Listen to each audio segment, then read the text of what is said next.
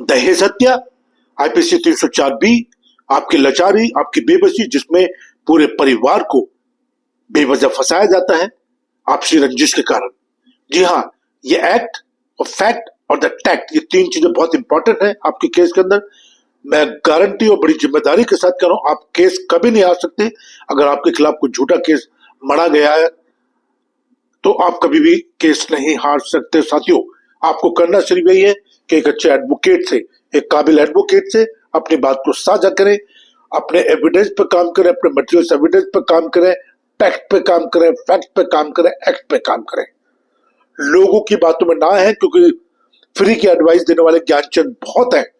आपको यूट्यूब पे भी लाखों की तादाद में वीडियोस मिलेंगी, बट आपको अपना दिमाग अप्लाई करना है। मैं मान सकता हूं आपकी लाचारी, बेबसी, परेशानी, financial issue, but you have to be very careful. You have to choose a very, very good advocate who understand your charge sheet, you understand your FIR, who understand your other reports as well.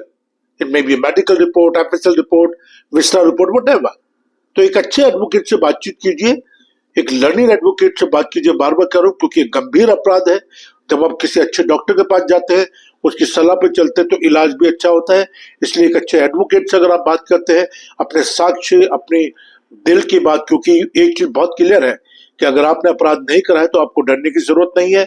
और अपराध के बारे में सिर्फ दो लोग जानते हैं, या तो वो जो अपराध करता है या वो जिस पर अपराध होता है। तो वकील क्या करते हैं? वकील उसको कानूनी जामा पहनाते हैं, दैट्स इट, ठीक है। बट वकीलों का इस कानून से आगे भी एक जिम्मेदारी है, वो है सामाजिक जिम्मेदारी।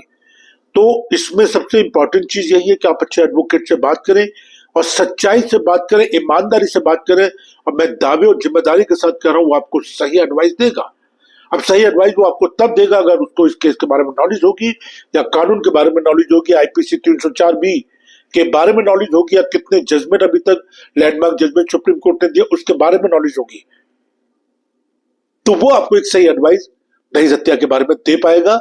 और क्योंकि मैंने देखा है कि पूरे के पूरे परिवार को फंसा देते हैं, जिनका इस केस से कोई लेना नहीं, कोई देना नहीं। और सुप्रीम कोर्ट ने कई बार कहा है कि दहेज हत्या उसको माना जाएगा जिसमें दहेज हत्या की डिमांड की गई हो, जिसमें हत्या से पहले या वो लड़की ने अगर सुसाइड करा है या जहर खाया, उसमें और डिमांड में नजदीक क्या हो।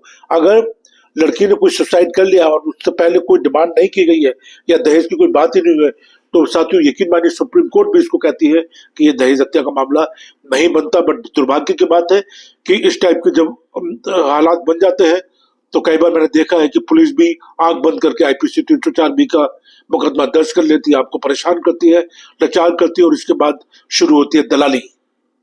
बहुत सारे ज्ञानचंद ऐसे आ जाते हैं कि आप 5 लाख दे दीजिए। इवन जो लड़की के फैमिली के लोग होते हैं, वो लोग भी दलाल के रूप में आ जाते हैं, वकील के थ्रू आ जाते हैं कि 5 लाख दे दीजिए, 10 लाख, अपनी बेटी का सौदा करते हैं, 5 लाख दे दीजिए, 10 लाख दे दीजिए, 20 लाख दे दीजिए, मुकदमा वापस ले लेंगे, हम FIR वापस ले लेंगे।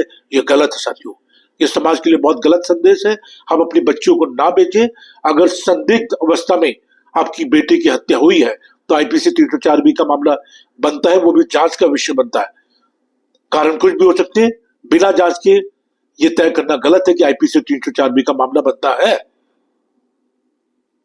और अगर सही में, जैसे फॉर एग्जांपल मैंने एक बहुत इंपॉर्टेंट में केस कर रहा हूँ यूपी का, जिसमें वो लड़की जो थी वो बहुत महीनों से बीमार थी, उसको वो इलाज करा रहे थे वगैरह वगैरह, और वो लड़की प्रेग्नेंट थी। जब उसको वो हॉस्पिटल लेके गए तो ड्यूरिंग द प्रेगनेंसी उस लड़की की डेथ हो जाती है, और बताइए आईपीसी 304 बी का मामला बन जाता है।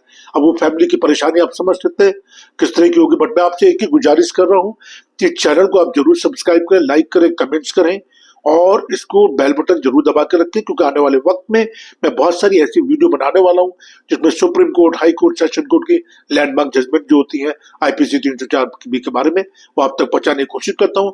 आप मेरी टीम से पूरे हिंदुस्तान में अवेलेबल है, आप मुझसे कॉन्टैक्ट कर सकते हैं 9873005424, 9873005424। अपने बच्चों को शिक्षित करें, अपराध मुक्त करें, देश के लिए सेवा करें, देश में शांति का माहौल बना करके। जय हिंद, जय भारत।